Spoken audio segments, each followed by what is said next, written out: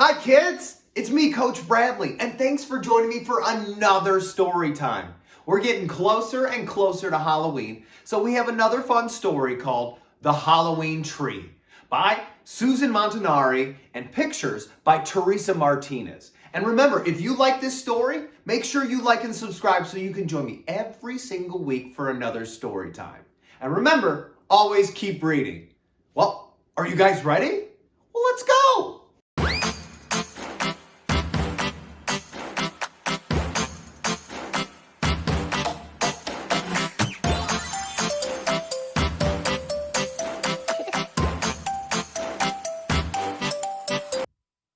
The Christmas tree farm bustled with excitement. Carols played as families moved up and down the rows of tall pine trees, exclaiming, "This one is beautiful," or "That one is perfect." Looking at the fancy, decorated tree at the front, one sapling grumbled, "I don't like lights, I don't like decorations, and I don't like people."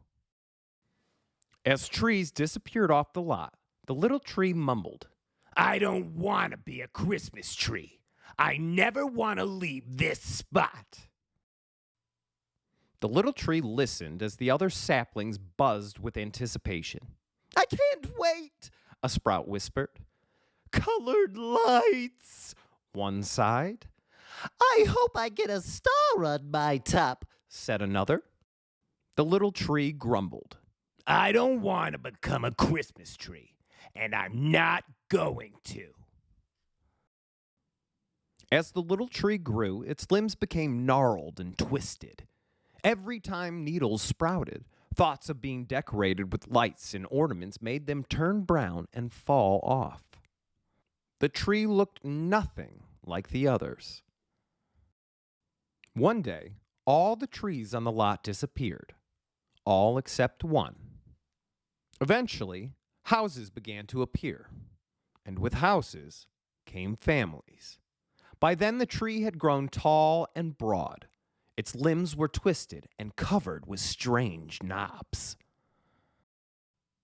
One summer, the tree heard children's voices coming near and scoffed. "Ugh, people." "Yikes!" a boy named Ben cried. "That tree looks grumpy." "I like it," His sister Sarah said as she touched a branch. "It's so creepy. I dare you to climb it." Their friend Thomas challenged her. Sarah pulled herself up into the tree and sat on a cozy bough. "It's a pirate ship," she shouted and waved for the others to join her. All the children climbed aboard. When the neighborhood kids needed a hideout, the tree became their fort. When they played astronauts and aliens, it was their spaceship. And one foggy day, the tree even turned into a dragon. When winter came, a cold wind blew, and the children didn't come outside to play. The tree, with its limbs empty, stood all alone. On a snowy afternoon, the tree watched as Sarah and Ben's father carried a large bundle into the house. That night, a Christmas tree appeared in the window. "I don't like lights, I don't like decorations, and I don't like people," the tree whispered. But it couldn't turn away. The next year, the same thing happened. The kids played in the branches until the snow began to fall.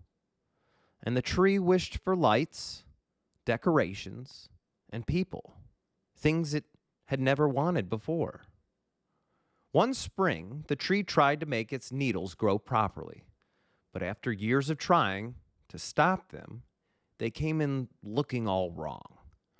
By summer, they had all fallen off. A few months later, Sarah and Ben's parents were decorating for Halloween.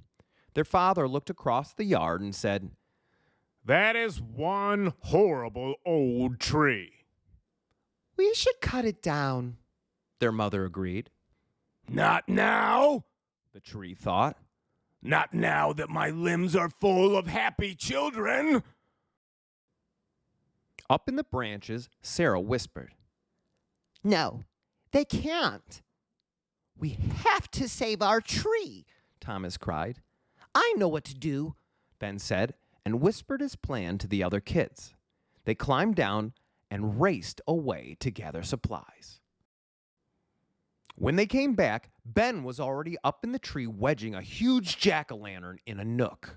They all climbed up, and from the tree's branches they hung white and orange lights. Cobwebs made from string, rubber spiders, cardboard cats and bats, ghosts, witches, and skeletons. That night, the parents and all the neighbors gathered to admire the tree. The children danced beneath, shouting, Trick-or-tree! Trick-or-tree! Trick-or-tree! to each other. I guess I was wrong, The tree thought. I do like lights. I do like decorations. And I do like people. I love being a Halloween tree. Well, I hope you guys enjoyed that story as much as I did. And if you liked it, make sure you like and subscribe so you can join me every single week for another story time. And remember, always keep reading. Bye, kids!